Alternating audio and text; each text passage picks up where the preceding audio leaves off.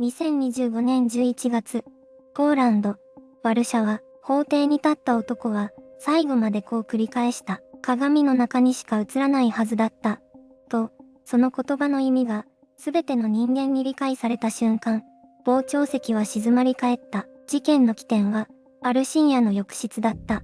午前3時、眠れなかった10人が、洗面台の鏡を覗き込んだ。自分の後ろに、人影があった。振り返った。誰もいなかった。再び今日を見た。まだ、そこにいた。これは、幽霊の話ではない。後に明らかになる事実は、人間が想像し得る最も恐ろしい現実だった。鏡に映ったその影は、実際に存在した人物だった。暗灯の中で、静かに、確かに、その場に立っていた侵入者だった。ワルシャワ警察が防犯カメラの映像を解析した結果、浴室への侵入経路と、人物の輪郭が鮮明に記録されていた。しかし警察はその事実を4ヶ月間にわたって公表しなかった。被害者本人にさえ告げなかった。隠蔽の理由は犯人逮捕後にようやく明かされた。そしてその理由を聞いた者たちは警察への怒りよりも先に深い旋律を覚えた。なぜならその動機はあまりにも冷静で計画的で長期にわたるものだったからだ。あなたが鏡を見るとき、後ろを確認するだろうか。振り返っても誰もいないからといって安心できるだろうか。この事件はその確信を根底から崩す。では、被害者はその夜までどのような日常を送っていたのか。平穏に見えた生活の中にすでに異変の種はまかれていた。彼女の名前はアンナ・コワルスキ。ポーランドの首都ワルシャワに暮らす32歳の女性だ。職業はグラフィックデザイナー。フリーランスとして活動しており、自宅のアパートを仕事場兼生活の拠点にしていた。アパートは市内中心部から少し外れた静かな住宅街に位置していた。築20年ほどの建物だが、内装はリノベーションされており、清潔感があった。彼女はそこに一人で暮らしていた。IMG、朝の光が差し込む静かなアパートの室内。コーヒーメーカーが湯気を立てている。事件当日の朝、アンナはいつも通り午前8時に目を覚ました。カーテンの隙間から白い光が差し込み、部屋は穏やかな空気に包まれていた。彼女はベッドから起き上がり、まず台所へ向かった。コーヒーを入れ、ノートパソコンを開き、その日の仕事の確認をする。それが彼女の毎朝の習慣だった。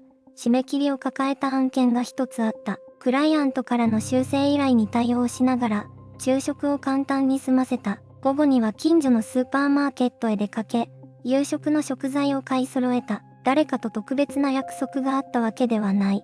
ごく普通の、何でもない一日だった。しかし、その、普通には、すでに見えない亀裂が走っていた。後に警察の調査で明らかになったことがある。アンナのアパートには、事件の少なくとも4ヶ月前から、不審な人物が断続的に出入りしていたとされる。玄関の鍵は外から特殊な工具を用いて開閉された痕跡があった。しかし彼女はその事実を当時全く知らなかった。室内に置かれたものの位置が微妙にずれていると感じることが何度かあった。引き出しの中身がかすかに乱れている気がした。だが彼女は自分の記憶違いだと思い込んだ。人は自分の生活空間に異変があっても、無意識に気のせいと処理してしまう。その本能が彼女の危機感をなまらせた。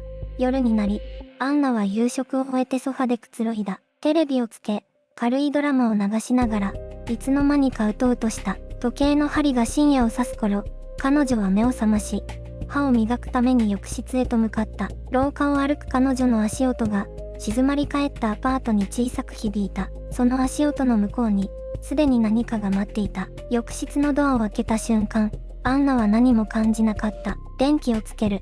白い光が狭い空間を照らした。洗面台の前に立ち、歯ブラシに歯磨き粉をつける。ごく普通の深夜の日常だった。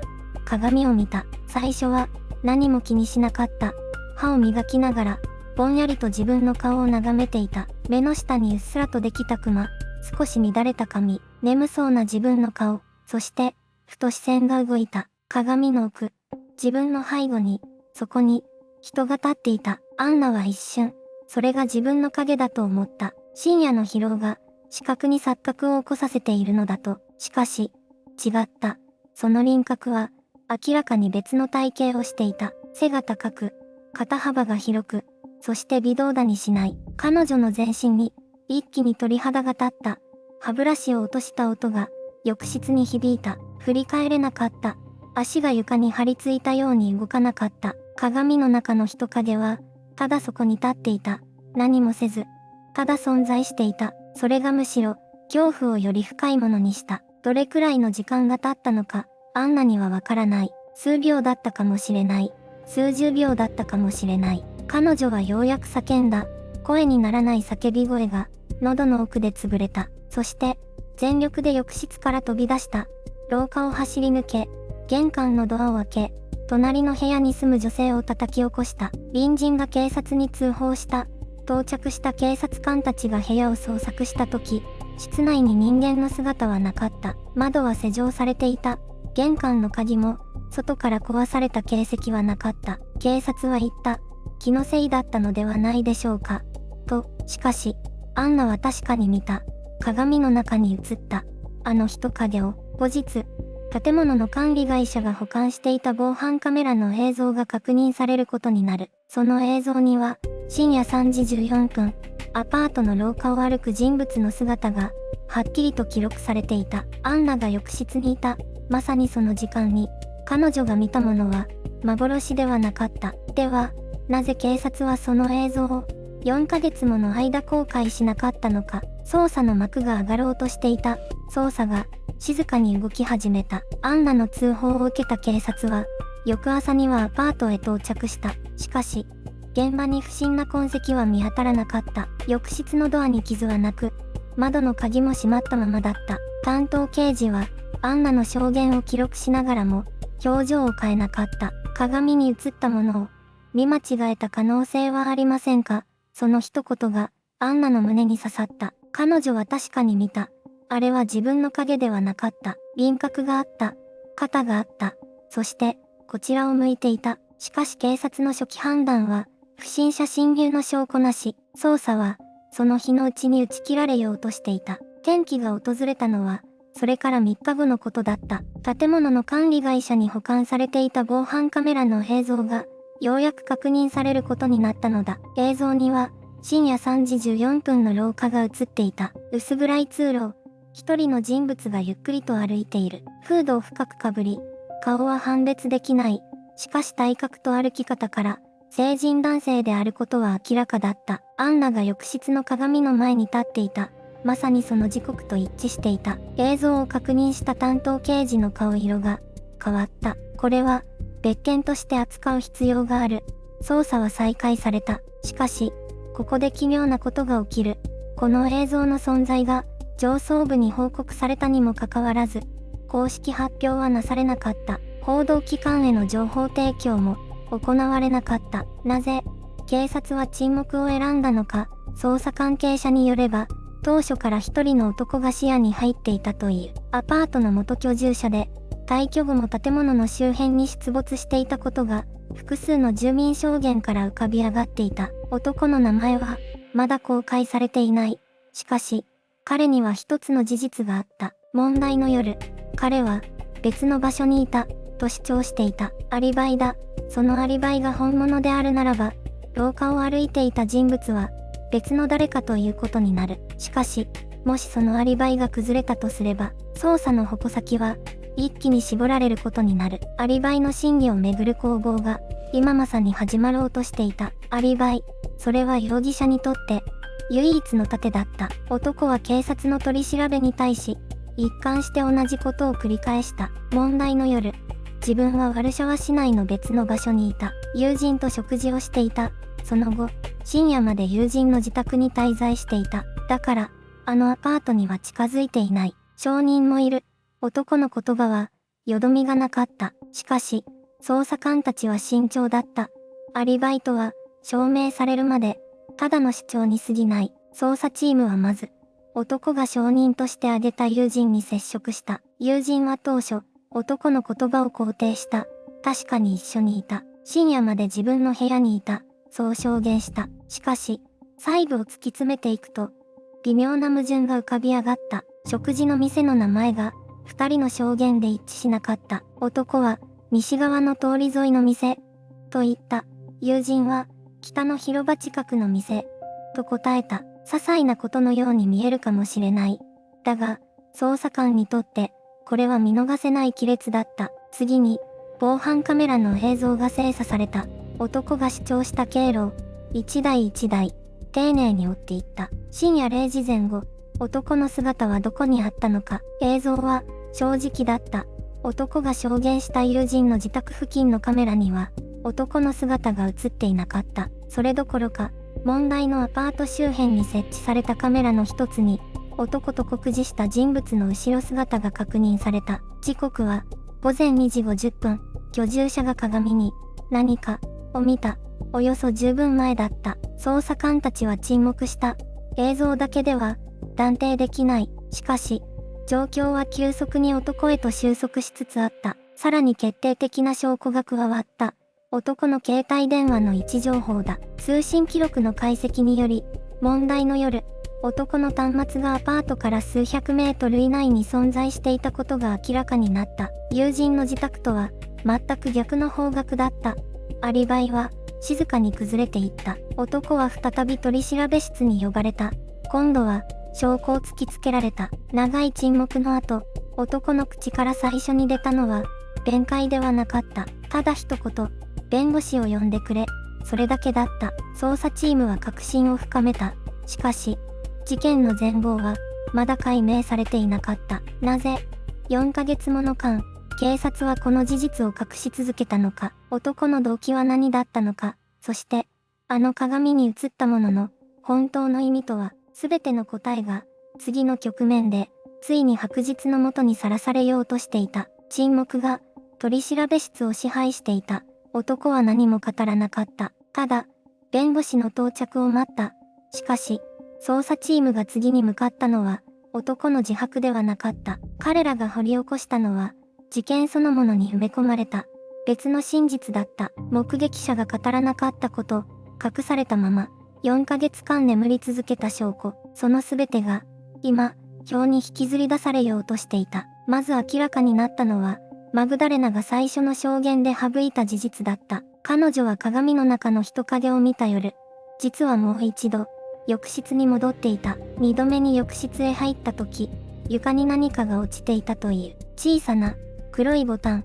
彼女のものでも、家族のものでもない。しかし彼女はそれを、誰にも言わなかった。恐怖のあまり、記憶ごと封じ込めていたのだ。このボタンは後の鑑定で、男が常用していたコートのものと一致した。次に浮かび上がったのは、警察内部の問題だった。最初の通報を受けた担当者は、現場を確認した後、上層部への報告を遅延させていた。報告書には、異常なし、と記されていた。だが実際には、玄関の鍵に微細な引っかき傷が確認されていた。不法侵入の痕跡だった。この事実は、捜査記録から意図的に削除されていた。なぜか、その担当者と男の間に、かつて金銭の貸し借りがあったことが、後の内部調査で判明した。沈黙には、理由があった。隠蔽には、共犯があった。そして、鏡という存在が、この事件において持つ意味が、ここで初めて浮き彫りになる。男は単なる侵入者ではなかった。彼は特定の時間帯に、特定の人間を観察し続けていた。それは一夜の話ではない。記録によれば、同じアパートへの不審な接近は、少なくとも7回に及んでいた。マグダレナが鏡で目撃したのは、その7回目の夜だった。彼女の感覚は正しかった。直感は嘘をつかない。しかし事件の根は、もっと深いところまで伸びていた。男の背後には、もう一人の人間の影があった。単独犯ではない可能性が、新たな証拠によって急速に浮上していた。次の局面では、その第二の容疑者の正体が、ついに姿を現す。第二の容疑者、その言葉が、捜査チームの空気を一変させた。バルトシュ、コワルスキーは確かに現場にいた。7度にわたってアパートに接近し、最後の夜、ついにマグダレナの部屋へと侵入した。しかし彼は、単独でこの計画を立案できるほどの人物ではなかった。捜査官たちはそれに気づいていた。彼の行動には、あまりにも正確な情報が伴っていた。マグダレナの生活リズム、彼女が深夜に一人で起きる習慣、浴室の位置、そして、監視カメラの死角、これらを全て把握していたということは、内部に情報源があったことを意味していた。捜査官のリオシュ、ジエリンスキは、静かに記録を遡り始めた。コワルスキーの通話履歴を精査したとき、一つの番号が繰り返し現れた。週に3度、時に深夜を超えた時間帯に、その番号の持ち主は、意外な人物だった。ダリウシユ・マイエフスキ、39歳、マグダレナが住むアパートの元管理人だった。彼は前年の秋に解雇されていた。理由は、住人のプライバシーを侵害したという疑惑だった。しかし証拠が不十分として、正式な処分には至っていなかった。解雇後も彼はアパートの周辺に出没していた。住人の一人が、不審な人物を目撃したという証言を残していた。その証言は、当時の警察報告書に記録されていたにもかかわらず、事件との関連は検討されていなかった。なぜか、ジエリンスキはその疑問を頭の中で反芻し続けた。マイエフスキは管理人として働いていた時期に、建物全体の構造を熟知していた。どの部屋に誰が住んでいるか、どの時間帯に廊下が無人になるか、そして、どこに監視カメラが設置されていて、どこが映っていないか。彼が持つ情報は、コワルスキーの行動と完全に一致していた。二人は共謀していた。その確信が、捜査官の胸に静かに、しかし確実に根を張っていった。しかし問題はそこではなかった。マイエフスキとコワルスキーをつなぐ接点は何か。なぜ、彼らはマグダレナを標的に選んだのか。そしてなぜ警察は、4ヶ月もの間この事実を隠し続けたのか。次の局面で、その答えがついに明かされる。真相は、想像をはるかに超えた場所にあった。マイエフスキとコワルスキーのつながりは、意外な場所から浮かび上がった。二人は過去に、同じ警備会社に在籍していた。その会社は、マグダレナが住むアパートの管理契約を結んでいた業者だった。つまり彼らは最初から、建物の内部構造を知っていた。防犯カメラの死角も、非常階段の位置も、各部屋の鍵の種類も、すべてを把握した上で、マグダレナを標的に選んだのだ。では、なぜ彼女だったのか、捜査が進むにつれ、1枚の契約書が発見された。マグダレナが勤務する法律事務所が3年前に下した判決に関わるものだった。マイエフスキの兄は、その判決によって全財産を失っていた。恨みは、静かに、長い時間をかけて育てられていた。これは衝動的な犯行ではなかった。周到に計画された、復讐だった。しかし話はそれだけでは終わらない。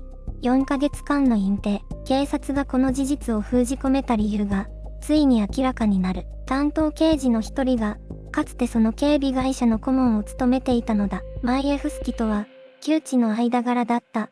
捜査の初期段階で、彼はある報告書を握りつぶしていた。鏡に映った人物が実在するという、最初の証拠だった。その行為が発覚したのは、上位機関が独自に動き始めてからだった。内部告発があったのだ。